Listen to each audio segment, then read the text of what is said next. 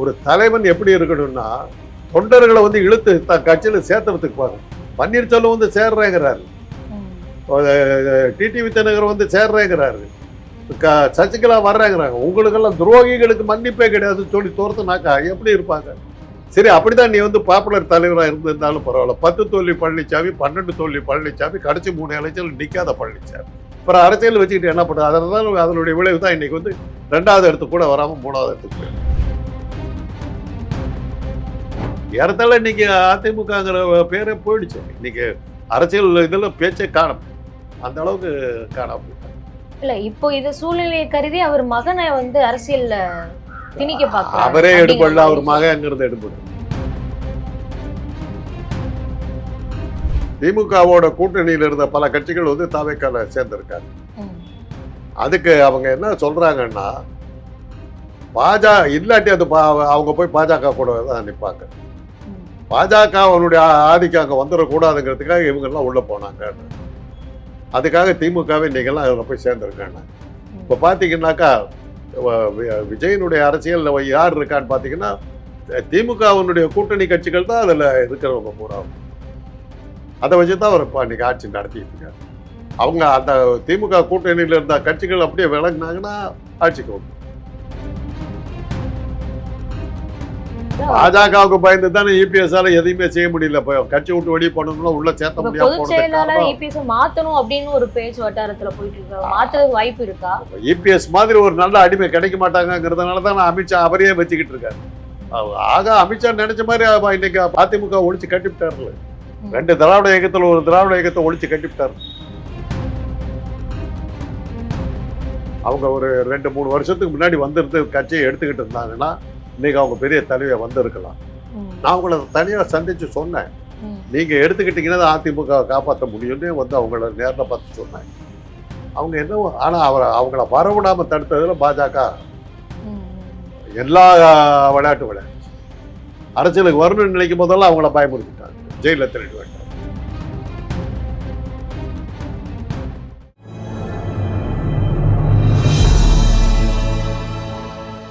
Tamil media நேயர்களுக்கு அன்பு வணக்கம். இன்றைய சிறப்பு விருந்தாக நம்முடன் இணைந்திருப்பவர் மருத்துவர் மற்றும் அரசியல் விமர்சகர் காந்தராஜ் அவர்கள். வணக்கம் சார். ஓகே சார், இப்போ இருக்கிற சூழ்நிலை அரசியல் வட்டாரத்தில் பார்த்தீங்க அப்படின்னா பல ஒரு சுனாமியே வந்து அரசியலையே புரட்டி போட்டுச்சு அப்படிங்கிற மாதிரி தான் பார்க்க முடியுது. இந்த வகையில் அதிமுக இருந்து தொடர்ந்து தாவேக்காவில் இணையதை பார்க்க முடியுது. சிவி சண்முகம் அவர்கள் பேட்டி பார்த்துருப்பீங்க. இன்னும் அவர் சேர்ந்து விட்டார் இபிஎஸ் உடன் அப்படின்னு பார்க்க முடிஞ்சது. ஆனால் திரும்பவும் பார்த்தீங்க அப்படின்னா இருக்கிற நிர்வாகிகள் எம்எல்ஏக்கள் போறதுக்கு காரணமே இபிஎஸ் தான் அப்படின்னு திரும்பவும் சொல்றாரு. சந்தேகமே கிடையாதுமா. ஐயா, ஒரு தலைவன் எப்படி இருக்கணும்னா தொண்டர்களை வந்து இழுத்து கட்சியில் சேர்த்துறதுக்கு பாருங்க. பன்னீர்செல்வம் வந்து சேர்றேங்கிறாரு, டிடிவி தினகர் வந்து சேர்றேங்கிறாரு, சசிகலா வர்றேங்கிறாங்க. உங்களுக்கெல்லாம் துரோகிகளுக்கு மன்னிப்பே கிடையாதுன்னு சொல்லி தோர்த்துனாக்கா எப்படி இருப்பாங்க? சரி, அப்படிதான் நீ வந்து பாப்புலர் தலைவராக இருந்திருந்தாலும் பரவாயில்ல. 10 தோல்வி பழனிசாமி, 12 தோல்வி பழனிசாமி, கடைசி 3 எலெக்ஷன் நிற்காத பழனிசாமி. அப்புறம் அரசியல் வச்சுக்கிட்டு என்ன பண்ணுறது? அதனால அதனுடைய விளைவு தான் இன்னைக்கு வந்து 2வது இடத்துக்கு கூட வராமல் 3வது இடத்துக்கு போயிருக்கு. இல்ல இப்போ இது சூழ்நிலையை கருதி அவர் மகனை வந்து அரசியல்ல திணிக்க பார்க்கிறார். அவரே எடுபடல, அவர் மகங்கிறது எடுபடுறாரு. அவருக்கு அரசியல் வரல. அவர் அரசியல் உண்மையை சொல்ல போனாக்கா லட்டு மாதிரி கொடுத்தாங்க. கை நிறைய எல்லாம் இதை வச்சு கை நிறைய வச்சு கையில் கொடுத்தாங்க. முழு பதத்தை சோறாக்கி கொடுத்ததை கீழே கொட்டி வீணாக்கிட்டார். இன்னைக்கு பேசப்படாத ஒரு கட்சியாக மாறி போச்சிருக்கு. இன்னைக்கு யாரும் அதை சீந்தறது கூட இல்லாமல் போயிடுச்சு. இப்போ அதிமுக அழிவு நெருங்கி போகுது அப்படின்னா அதுக்கு இபிஎஸ் தான் காரணம். நம்ம நிச்சயமா சொல்லலாம், சந்தேகம் இல்லாம சொல்லலாம். ஒரு தலைவனுடைய வேலையே என்ன? பிரிஞ்சு போனவன சேர்த்திக்கணும். ஏப்பா கட்சி விட்டு வெளியே போறான்னாக்க போக விடாம தடுக்கணும்.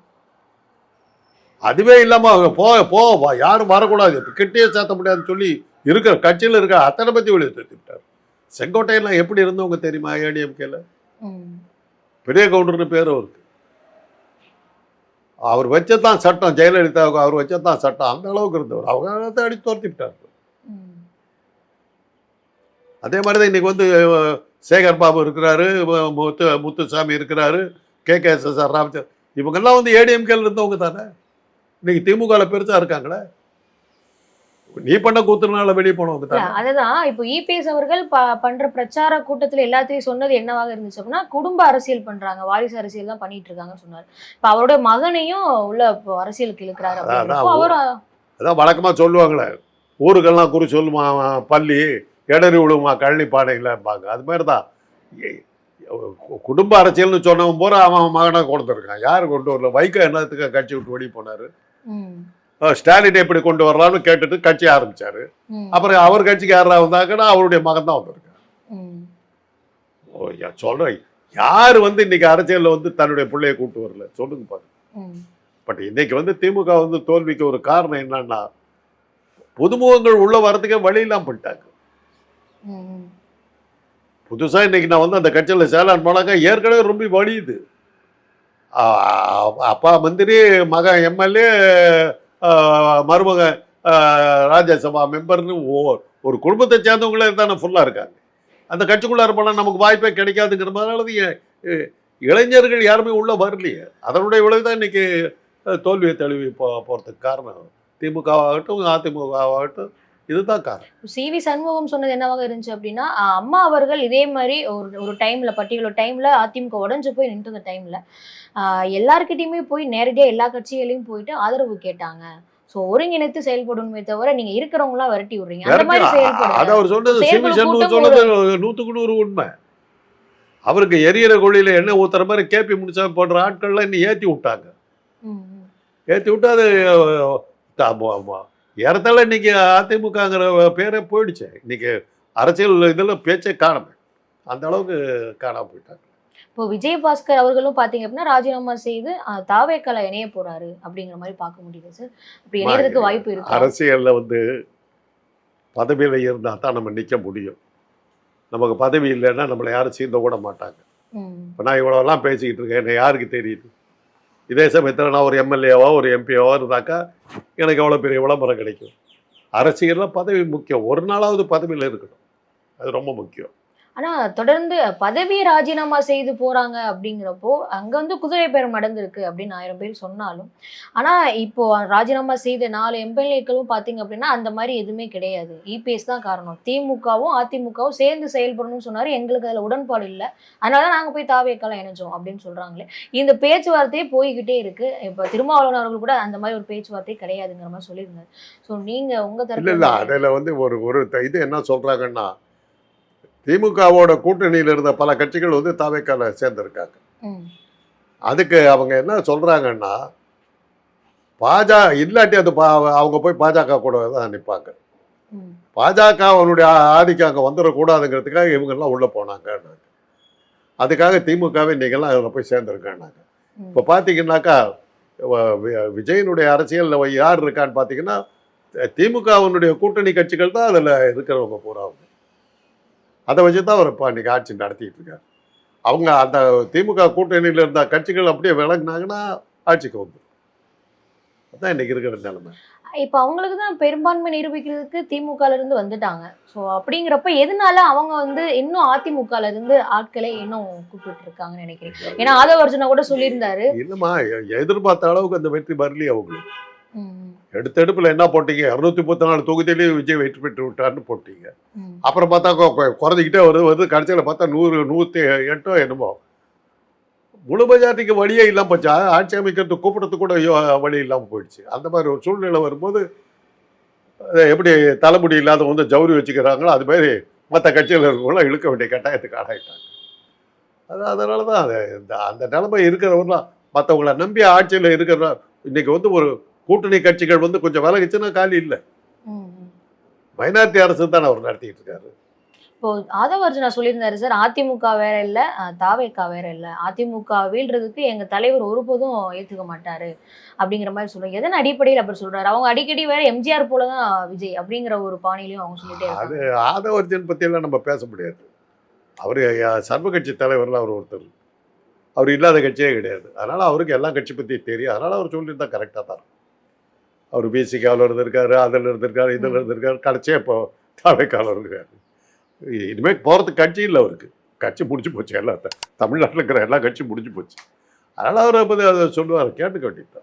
இப்போ இபிஎஸ்க்கு அவ்வளவுதான், அவரோட இது முடிஞ்சுப்பா ஆட்டம், இனிமேல் இபிஎஸ் ஆட்டம் செல்லாது அப்படின்னு பார்க்கப்பட்டாலும் அவருடைய மகன் அதனாலதான் இளம் தலைமுறையை வர வச்சா மக்களை ஈர்த்திடலான்ற வகையில மகன் வர வைக்கிறாருன்னு நினைக்கிறீங்களா? தெரியாது. மகனுக்கு அந்த மவுஸ் இருக்கும்னு நினைக்கிறீங்களா தமிழகத்துல? பன்னீர்செல்வம் தன்னுடைய மகனை கொண்டார் ரவீந்திரநாத்தை, எம்பியா கூட ஆனார் அவரு.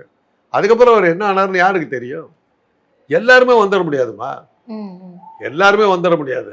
கலைஞருக்கு 4 பசங்க இருந்தாங்க, 3 ஆண்கள் இருந்தாங்க. அதில் வந்து வெற்றிகரமாக நின்னது கடைசியில் ஸ்டாலின் தான் நின்னாரு. இப்போ உதயநிதி வந்திருக்காரு, நிரூபிச்சிட்டாரு, வந்துட்டாரு. அது மாதிரி எல்லாருமே ஜெயிச்சிட முடியும்னு நினைக்க முடியாது. இப்போ அழகிரியும் கொண்டார் கலைஞர், கொண்டு இது பண்ணார். அழகிரி சோபிக்கலையே, வந்த வேகத்தில் போயிட்டாரு. இன்னைக்கு அழகிரி வந்து அரசியல் சம்பந்தமாக இன்னைக்கு அழகிரிட்டு இருந்து ஒரு வார்த்தை கூட காணுங்க, அழகிரியே இல்லையே. அளவு அரசியல்லையும் சரி சினிமாவிலையும் சரி பகுத்தறிவுக்கு அப்பாற்பட்டு பேசுறதா இருந்தால் ஒரு அதிர்ஷ்டம் இல்லைன்னா சோபிக்கவே முடியாது. அதனால் நீங்கள் வந்து நான் இன்னைக்கு அரசியலுக்கு வரணும்னு நினச்சாக்கா எனக்கு அரசியல் இருக்குதுன்னு என் தலையில் எழுதியிருந்தா தான் நான் வர முடியும், இல்லாட்டி வர முடியாது. இப்போ அதிமுக நிலைப்பாடு என்னவாக இருக்கும் சார்? இப்போ எல்லாரும் போயிட்டாங்க, நீங்க சொன்ன மாதிரி பெரிய தலைவர்கள் எல்லாம். இப்போ ஆல்ரெடி சொல்லியிருந்தாங்க 21 எம்எல்ஏக்கள் ராஜினாமா கொடுத்துருவாங்க அப்படின்னு எதிர்பார்க்கப்பட்டது. ஆனால் இல்லை, திரும்பவும் இந்த இபிஎஸ் கூட இணைஞ்சுக்கிட்டாங்க. ஸோ அப்படிங்கிறப்போ எப்படி இந்த அதிமுக வீழ போகுதுப்பா? அவ்வளோதான், அரசியல் பெருசாக மாறிடுச்சுமா. நான் ஒரு உங்களுக்கு வேணுங்கிறதெல்லாம் கேட்குறது, நீங்கள் கேட்குறதெல்லாம் கொடுத்து உங்களுக்கு அதை பண்ண இதை பண்ணலாம் சொல்லிட்டு இருந்தாக்க பிரயோஜனமே இல்லை. குளத்தூர் தொகுதி போய் பாருங்கள், ஸ்டாலின் எவ்வளோ பிரமாதமாக வச்சுருக்காரு, தோக்கடிச்சிட்டாங்களே. அதை பற்றி அவங்க ஒன்றும் கவலைப்பட்டுங்க. இன்றைக்கி அவங்க என்ன எதிர்பார்க்குறாங்கன்னு கூட நமக்கு தெரியல.